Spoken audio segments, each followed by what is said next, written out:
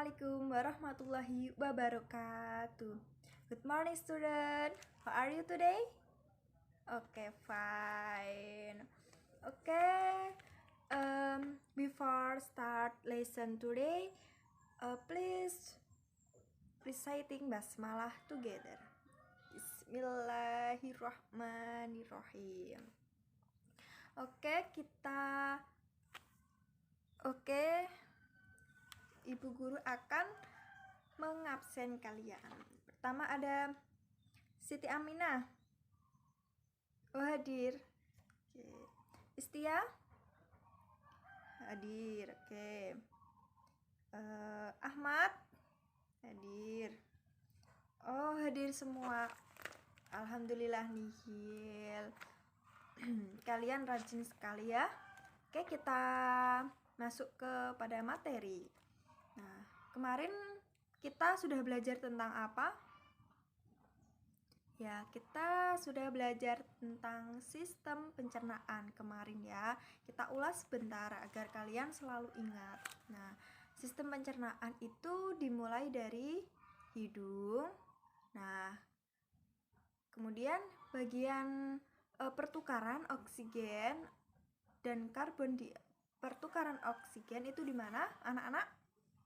Ya, di alveolus. Ya, untuk sekedar mereview ya. Nah, di sini hari ini ada yang tahu kita mau belajar tentang apa?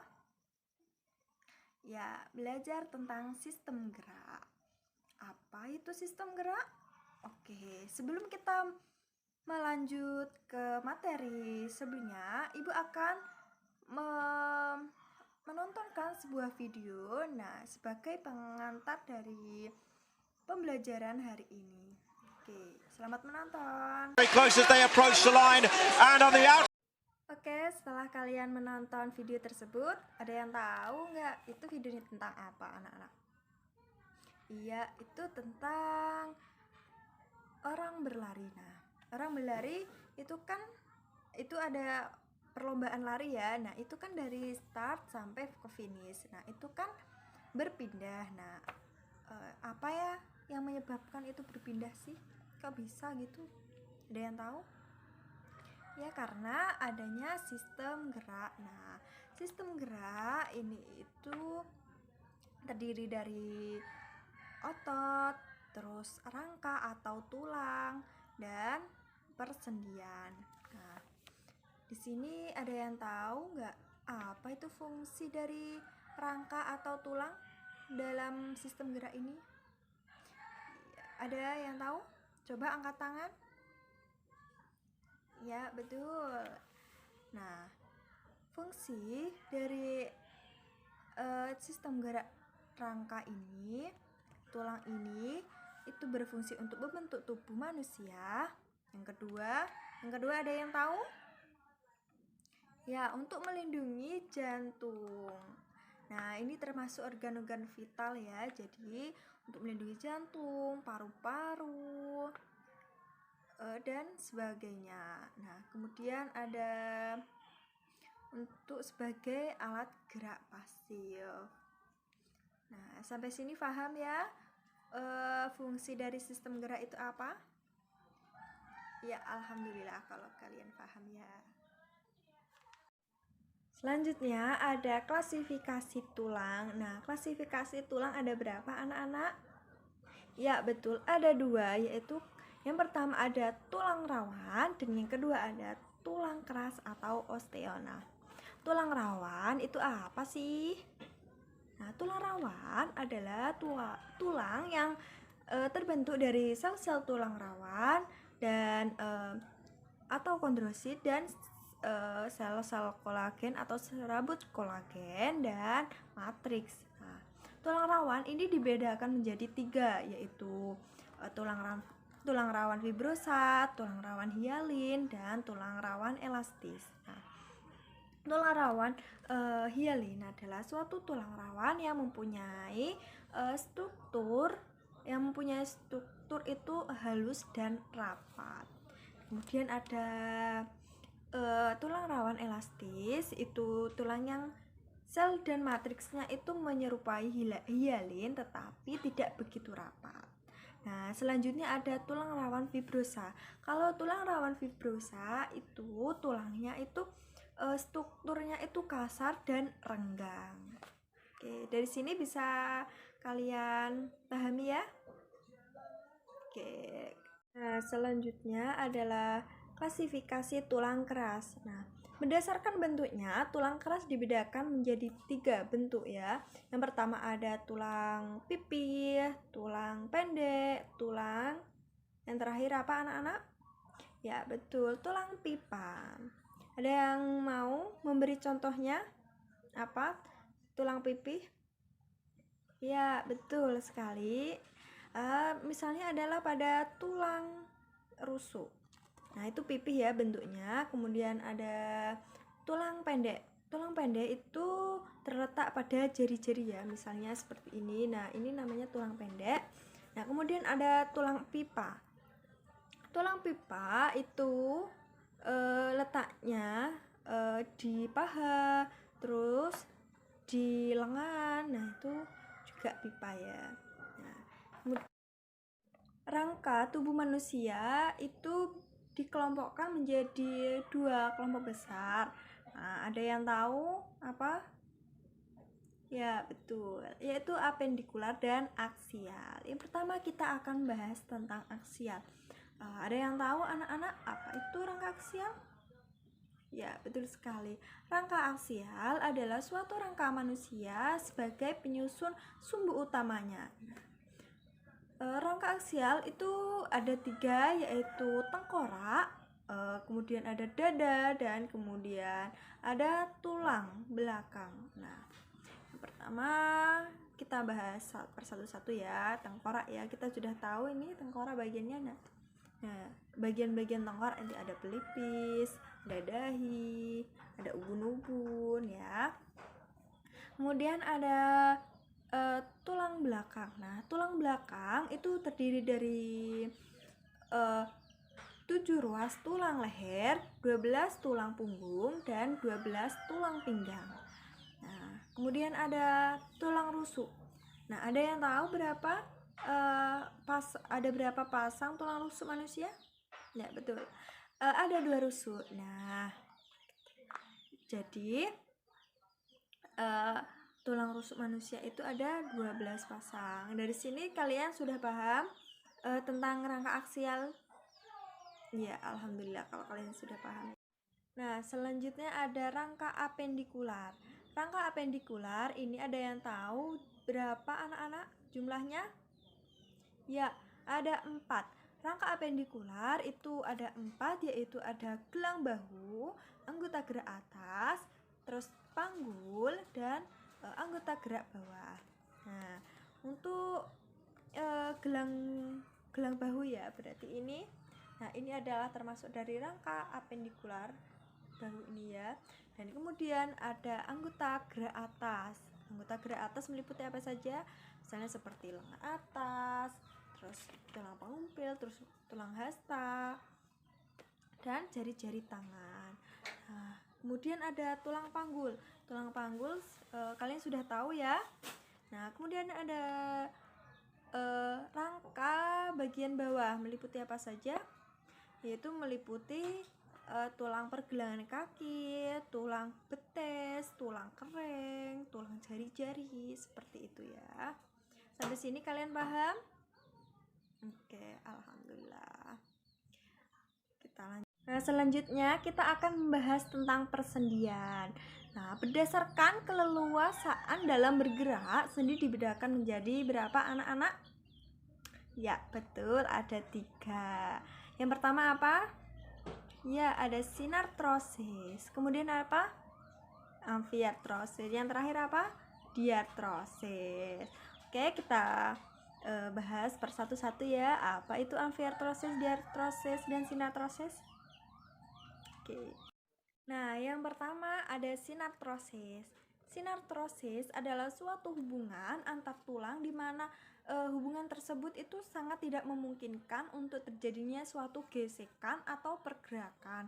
Nah, jadi sangat rapat ya, tidak dapat bergeser-geser. Nah, misalnya di mana? Misalnya ada di tulang antar tengkorak ya. Nah, di tengkorak itu kan ada beberapa tulang yang dihubungkan. Nah, kita tahu ya bahwa tulang tengkorak itu tidak dapat bergeser-geser. Nah, selanjutnya ada tulang alveolar. Tulang alveolar adalah suatu hubungan antar tulang yang dimana tulang tersebut dilapisi oleh tulang rawan hialin. Misalnya di mana? Misalnya ada di tulang punggung. Nah, jadi di tulang punggung itu ada tulang rawan hialin, ya. Jadi memungkinkan adanya suatu pergeseran sedikit. Nah, kemudian yang terakhir apa? Ya, ada diartrosis. Diartrosis itu suatu hubungan antar tulang di mana itu dilapisi oleh jaringan ikat yang longgar sehingga memungkinkan untuk terjadinya suatu pergerakan yang bebas sehingga dapat bergerak bebas. Sendi diartrosis ini dibagi menjadi 6, yaitu ada sendi peluru, sendi pelana, sendi engsel, sendi elipsoid, dan sebagainya. Kita bahas ya bersama-sama. Nah, yang pertama dalam sendi diartrosis itu ada sendi peluru. Nah, sendi peluru adalah suatu sendi yang dapat melakukan suatu gerakan ke segala arah. Misalnya seperti gelang bahu ya. Nah, pergelangan bahu ini ya, misalnya kita gerakkan. Nah, kita ini sendinya bisa bisa mengarah ke segala arah. Nah, itu sendi peluru. Yang kemudian ada sendi engsel. Sendi engsel merupakan suatu sendi yang dapat melakukan gerakan akan tetapi pada satu arah. Misalnya pada siku. Nah, ini ya. Nah, ini hanya satu arah. Kemudian ada sendi putar. Sendi putar merupakan suatu sendi yang dapat berputar akan tetapi bertumpu pada satu tumpu. Nah, misalnya pada sendi yang menghubungkan antara tulang pangumpil dan tulang hasta. Kemudian ada sendi elipsoid. Sendi elipsoid adalah suatu sendi yang bentuknya pada ujungnya itu bonggol dan tidak membulat, tetapi berbentuk seperti oval. Nah, letak dari sendi elipsoid ini misalnya pada hubungan antar tulang pergelangan tangan dan tulang pangumpil. Kemudian ada sendi pelana. Sendi pelana adalah suatu sendi yang dimana sendi tersebut itu ujungnya seperti sendi yang bentuknya seperti orang menunggangi kuda. Misalnya pada sendi yang menghubungkan antara telapak tangan dan pergelangan tangan. Itu ya, itu ada macam-macam dari sendi diartrosis. Nah, kemudian ada alat gerak aktif atau biasanya kita sebut dengan otot. Nah, alat gerak aktif itu berbeda lagi ya dengan kalau pasif. Tadi kan rangka itu termasuk alat gerak pasif ya, karena tidak dapat bergerak. Nah, alat gerak aktif atau otot ini mempunyai 3 karakteristik, yaitu yang pertama ada kontraktilitas. Kontraktilitas itu artinya dapat memendek. Kemudian ada ekstensibilitas yang artinya dapat memanjang, sedangkan elastisitas yaitu kemampuan untuk dapat kembali ke semula. Berdasarkan morfologinya, otot dibedakan menjadi 3, yaitu otot luri, otot jantung, dan otot polos. Yang pertama, kita akan bahas tentang otot polos. Otot polos ciri-cirinya itu mempunyai inti di tengah, terus berbentuk silinder, dan kemampuannya itu tidak sadar, dan biasanya terletak pada organ dalam seperti sistem pencernaan. Yang kedua, ada otot luri. Otot luri berbentuk gelondong dan mempunyai inti yang banyak dan bekerja secara sadar. Kemudian ada otot jantung. Otot jantung itu terletak di jantung yang mempunyai ciri-ciri seperti berbentuknya itu bercabang, mempunyai dan mempunyai inti sel dan bekerja secara tidak sadar. Nah, itu tadi adalah ciri-ciri dari otot polos, otot lurik, dan otot jantung. Nah, kemudian ada macam-macam dari gerak otot. Macam-macam gerak otot itu dibagi menjadi dua, yaitu antagonis dan sinergis. Ada yang tahu itu otot antagonis yang bagaimana? Ada yang tahu? Ya, betul sekali. Otot antagonis adalah otot yang berlawanan, sedangkan yang sinergis itu yang searah. Nah, otot antagonis ini dibedakan lagi menjadi 4, yaitu ada ekstensi, fleksi. Ekstensi itu artinya meluruskan, sedangkan fleksi itu membengkokkan. Nah, kemudian ada abduksi. Abduksi adalah menjauhi badan, sedangkan adduksi adalah mendekati badan. Nah, kemudian ada depresi dan elevasi. Depresi itu menurunkan, sedangkan elevasi itu mengangkat. Nah, kemudian ada supinasi dan pronasi. Supinasi adalah suatu gerakan menengadahkan, sedangkan pronasi adalah menelungkupkan. Nah, untuk lebih jelasnya, Ibu mempunyai sebuah video. Nah, dalam video ini terdapat suatu nyanyian yang bisa kita gunakan untuk dapat menghafalkan suatu materi macam-macam gerak otot ini ya. Nah, ini bisa ditonton ya. Selamat menonton. Elevasi, depresi, adduksi, abduksi, ekstensi, fleksi, supinasi, pronasi. Oke, Bro Sophie kira-kira udah pada hafal belum? Nah, selanjutnya ada kelainan pada otot. Nah, kelainan pada otot itu apa saja? Pada tulang itu juga apa saja? Ada yang tahu? Belum, oke. Kelainan pada tulang itu biasanya yang pertama ada rakitis. Nah, rakitis adalah suatu penyakit yang disebabkan kekurangan dari vitamin D ya, sehingga kakinya berbentuk O atau X gitu ya, berbentuk X ya. Nah, kemudian ada lordosis, kyphosis, dan skoliosis atau yang disebabkan dari posisi duduk yang salah. Nah, lordosis itu membengkok ke depan, sedangkan kyphosis ke belakang, dan skoliosis adalah ke samping sehingga berbentuk seperti huruf S ya. Nah, kemudian ada fraktur. Nah, ada yang tahu fraktur itu apa? Ya, betul. Fraktur adalah patah tulang. Kita tahu ya bahwa tulang itu bisa patah. Nah, kemudian ada kelainan pada otot. Distrofi adalah otot menjadi melemah. Ya, jadi ketika otot melemah itu orang tersebut menjadi lemas dan tidak berdaya. Kemudian ada miositis. Miositis adalah suatu infeksi yang disebabkan oleh bakteri. Kemudian ada atrofi. Ada atrofi.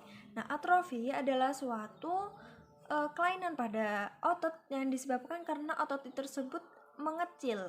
Jadi otot yang awalnya agak besar itu makin mengecil.